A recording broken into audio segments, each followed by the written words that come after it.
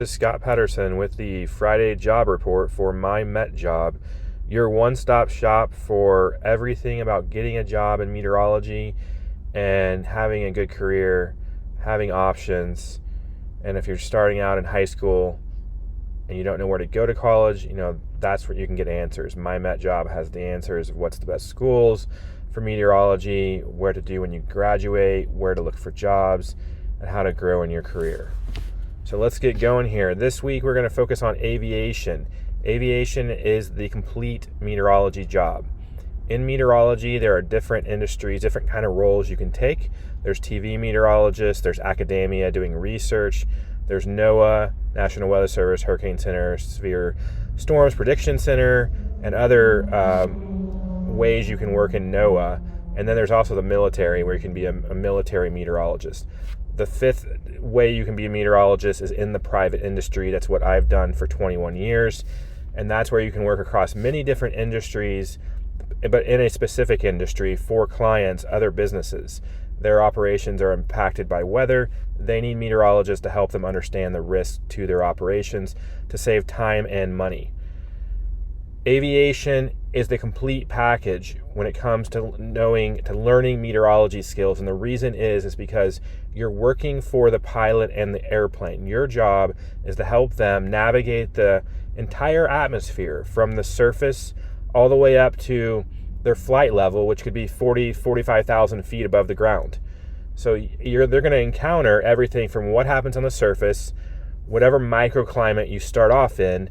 Then they're going to go, ascend all the way up to flight level, stay at flight level for so long. They may have turbulence, they may have icing issues, maybe thunderstorms, and then they're going to descend to an airport and then, either continue on or that's their final destination.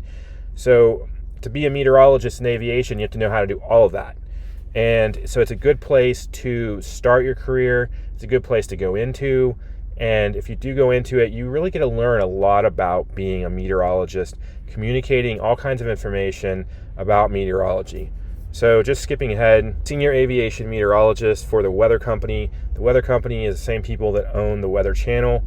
They also own Weather Underground, and they also provide weather for major airlines such as United, American, JetBlue. They have on-site meteorologists, and they have off-site. On-site for those major airlines, off-site up in Andover, Massachusetts, near Boston. You could do either. This job is for their position with American Airlines in Dallas at DFW. The job is there, but there is some hybrid work from home. So it could be a good trade-off if you're looking to not be in the office every day. If you want to live down there and not live right at DFW, or you want to have a longer commute and that you only have to do a few days a week, that would be a great option. If you've never been to Dallas, Dallas is flat. It's affordable. All of Texas is pretty affordable, but relative to other cities where there's jobs, it's a pretty good place to live. There's a lot of outdoors. You can go to lakes. There's cycling, running. There's really no elevation. So if you're looking for that, that's not this. If you're looking for cultural, entertainment, major shows, sporting events, amusement parks, Dallas has it.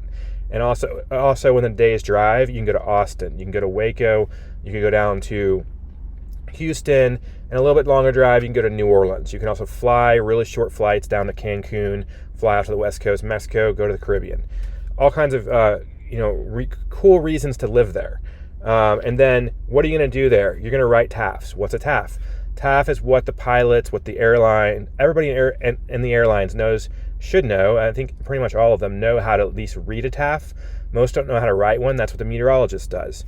The TAF is anywhere from a very specific window of a forecast if you work for a private aviation company to you might actually create a 24 to 30 hour forecast if you work for an airline. So that's the main gist of this job. The other things you do is create a 3-day forecast, 72 hours for what's happening around the airport, so they can understand what's happening before and what's happening after in case there's delays or cancellations, and the next day is a better day.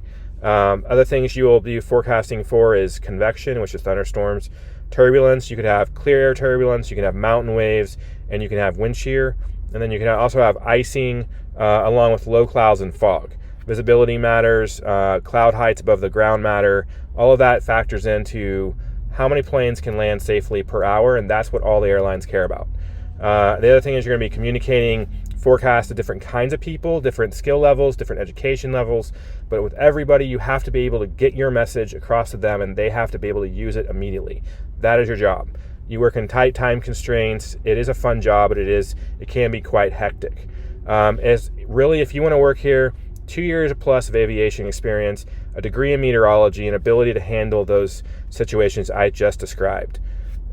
All the jobs on here, and most jobs in aviation, are going to be 24/7 jobs, rotating shifts of some degree, nights, holidays, weekends. That's what most meteorology jobs are. The ones that are not are startups. Startups are usually not run by weather people, and they work on a different schedule.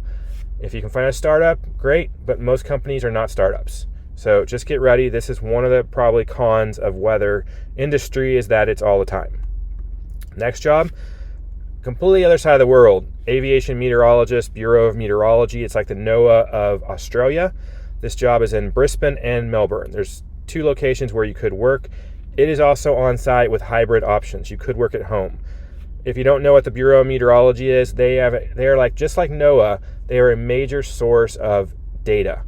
There's all kinds of information about teleconnections, climate, anything you want to know about the Southern Hemisphere, kind of weather patterns. Northern Hemisphere they look at too. If you want to know about things like that, they have it. And you probably have sourced their information before. This job is also about creating TAFs, creating the airport forecast. But you also, because you're working more of a NOAA position, more an authority position in aviation, this job's also creating SIGMETs, which are basically significant meteorology reports. AirMets, also similar, reports from airlines and things happening above the ground, but usually near the airport. And then you also have other aviation reports you'd be putting out. There's also a requirement to do volcanic ash forecasting. So whenever a volcano erupts, the wherever the ash is going to go is what matters significantly to airlines, to any actual aircraft, because ash particles can kill the engine and make the plane crash.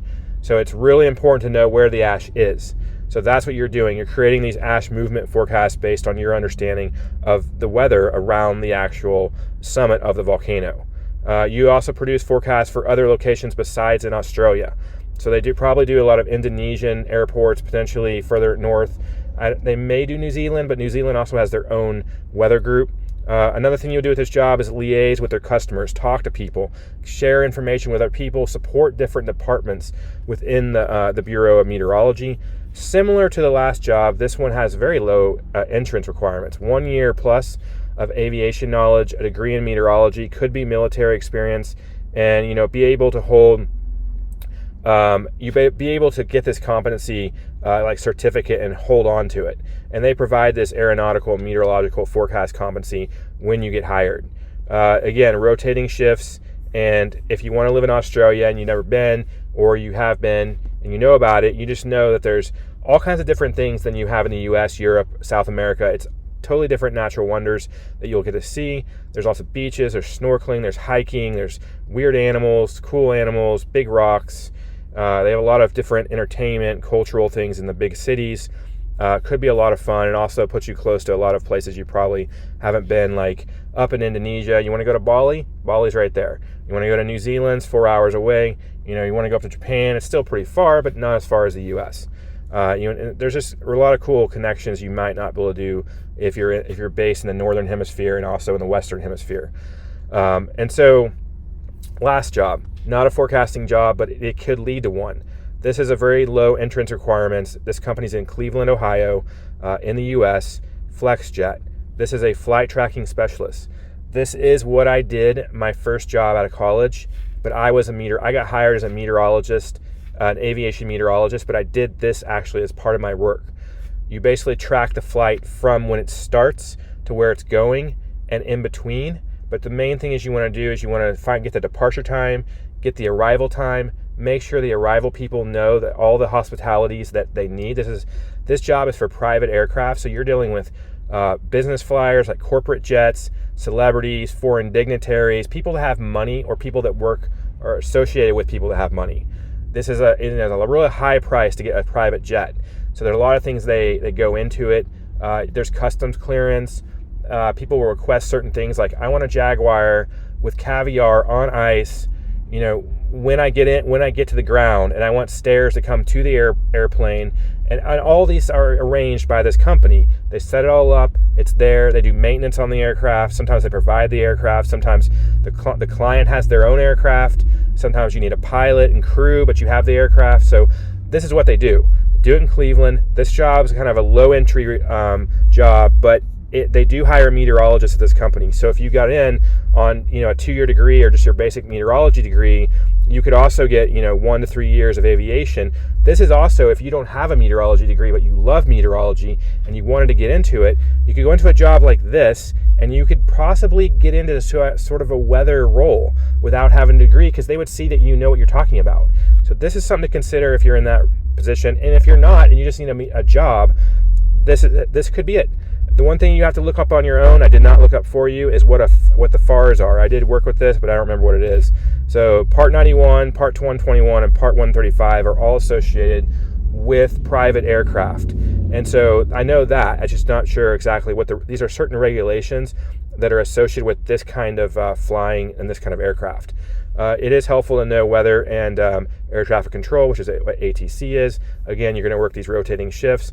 And if you want to live in Cleveland, low cost of living, lots to do, they have sporting events, they have musical concerts, they have different kinds of festivals, they have Lake Erie, you can go out boating, in the winter you can go ice fishing, there's hiking, you can go right across the border into Pennsylvania and western New York State, and there's cross-country skiing, probably have it in Ohio too, and you can experience lake effect, which is an extreme experience.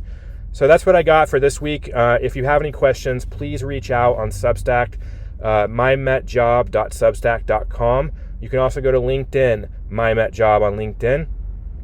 Please reach out, send me a message. I'm very willing to talk to people. I talk to people all the time about helping them trying to find jobs, trying to find ways to learn new skills to get the jobs that they're not qualified for right now. So I've worked in all these different industries. I've worked for 11 different companies in weather all across North America. I've worked in Canada. I understand how this works. I've been on the hiring side. I've hired meteorologists. I've hired 4 people. I've helped other people get to the hiring table. I understand what it takes to get a job in meteorology. I understand how lucky I've been, but I understand the kind of the motivation, the initiative, the drive you need, and the patience you need to get a job in this field. It took me 2 years to get my first job, and I've had no problems since then. But it isn't easy. So if you do need help or you need something a little bit extra, reach out and let's work together and get it going. Because the thing I want is for every meteorologist to have the opportunities I had. So I will work with everybody to get you there. So till next Friday, good luck, have a good weekend, and I hope you enjoy your week.